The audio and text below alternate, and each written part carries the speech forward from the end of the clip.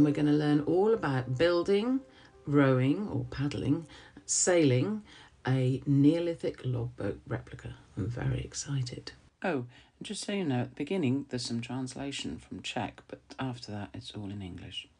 Enjoy. I'm really pleased to invite my Czech colleagues here. We're in Ioannina, and this is the 6th MAGS, the Maritime Archaeological Graduate Symposium, and my colleagues from the Czech Republic have been both presenting an amazing paper on the Monoxylon. I'm still not pronouncing it. All right. So you tell me, Max, how I pronounce it properly. Monoxylon. Thank you, Max. So I'm here with my colleagues Max, Radomír and Aleš, and all three of them, as I understand it, were involved with this incredible project that essentially took the concept of the Bracciano Neolithic logboat and did lots of exciting things with it. So we've got two phases to the project, as I understand it. One was Radomír's brilliant concept of actually trying to see what this boat did. So we're going to work through a bit of a translation. Max has very kindly agreed to provide this translation because I don't speak Czech and Radomír's English is, well, it's better than my Czech. And so I'd like to ask, what inspired you, Radomír, to do this project, to build a replica of this Neolithic logboat? Přeci jenom, jak si řekněte. Co vás inspirovalo k tomu projektu? My jsme vyrobili už dříve několik dlabaných člunů, s kterými jsme pluli ve vnitrozemí. Yeah. Prior to this project, they experimentally created multiple boats that were just used on lakes and rivers. Inspiration, because Radomír wanted to try really hard this experiment at sea, and this is what inspired the spark, or what's sparked the interest inside Radomír. So you've done a number of experiments before, but with river and lake boats. So with the Bracciano, this is my ignorance, I can't remember, I've seen the boat on display, but was there evidence for a master or for any sail, or was it just supposed that they could have sailed it? Along with Boat 1, which is the name of the vessel found in the Lake Bracciano, were found multiple sailing tools. And these Italian colleagues, archaeologists who discovered these objects, proposed that they were so technologically advanced that they must have been used, or that it could have been used at sea. Yeah, well, that makes total sense. I mean, we always undermine, I think, the capabilities of our ancestors, and even further back than the Neolithic. Now we know that the people had that technology, so it makes total sense. And if you've got the archaeological evidence, then that's fantastic. Can you just remind our listeners mostly the date of Bracciano? So we're talking about the Neolithic, but we know that the Neolithic is different in different places. The findings, there are multiple findings of vessels. There are 5 vessels in total. And excuse me, from Bracciano from Lake, Bracciano. there are 5. 5. Oh, I didn't realise that. Okay, my ignorance. Wow. Ale tento je největší. Only boat 1 is the main boat and the only boat that really matters here for us. Yeah.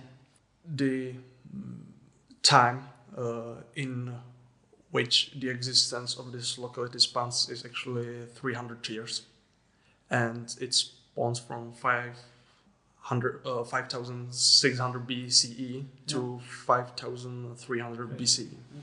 Okay, so you've got this amazing log. How did you decide to the process? Because we have the archaeological evidence, we have the tools. How do you then decide? Where do you start? How do you conceive? I know you've made boats before, but it's translating what the boat builder in the past did to how we think this through in the present. The first step is obviously the transport whole log Yes. to the construction site. Very important is flat bottom. Yes, and I'll Yes. get to it. That's a good point. Are you boat builders by trade? Jste oba oba jste konstrukovali. Both of you? They both constructed right. the boat. They had experience from previous constructions of the two previous replicas, and so they already knew how they need to continue step by step. So the first step when the log was ready was to precisely know or they needed to flat the floor. Yes. I said it correctly. And then they really had to move fast because the log was drying out. Oh wow! Yes, that's And the point. Cool. If the log dried out, then it would break. So It would crack, it would crack. So they had to be really fast Wow. during the construction, and they knew that the flat floor is a really important construction feature in order not to fall it down on one side or the other. Well, that's right, isn't it? It's getting that shape, both externally and internally. And I think so how long did it take you to build it? The total construction took around 1,000 hours. Oh, wow. And what about, you also have these, my favourite things, that you left some of the timber. You didn't make the floor of the log completely level. There were these elevated sections. What that I know was in the archaeology. It was in the original. But what do you think that brings to the structural stability of the boat? They call it ribs. Yeah. And these ribs were present in the original finding. So they really constructed it in a 1-by-1 scale. And it turned out to be a really good idea because it held the boat together. It actually strengthened Yes. the whole structure of the boat. The other thing, though, I mean, you knew how thick the base of the hull was, but when you're doing, waxing or adzing, it's difficult to know exactly. So how did you measure? How did you know when to stop in terms of getting the right thickness of the hull? They made some special wooden pincers. Oh. He described the process, how they could measure the real thickness of the floor. Oh, that's brilliant. I'd like to see that. I'd like to see the pencil that you described. So the other thing, before we get on to the propulsion and the expedition, is that because you've got these amazing tools, and I notice on the poster in particular, you can see you've made a record of the tool marks. What did you learn from using these tools, and how, perhaps some tools were better for certain types of hewing or cutting, or because they had experience from the previous constructions, they knew how to work with the most effectively.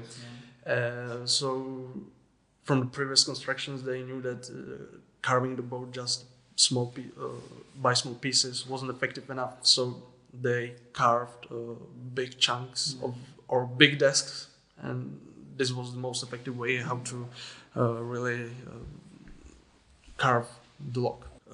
They used wooden kilns. I hope that's the right word. No, wedges, yeah, absolutely. So that makes it easier to hew into the boat. So you've got this 11-metre long logboat, and you've got the capacity to take how many people? So there were 10 benches. Oh, right, gosh. And 2 people fit in one bench. So Really? let's make 20 people. Wow.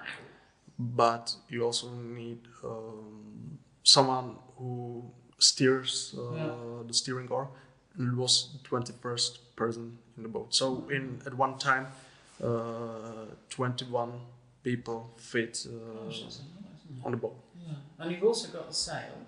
The evidence for the sail is obviously quite difficult because these sort of organic materials don't Square sail? How did you? Because we don't even really have images of these things.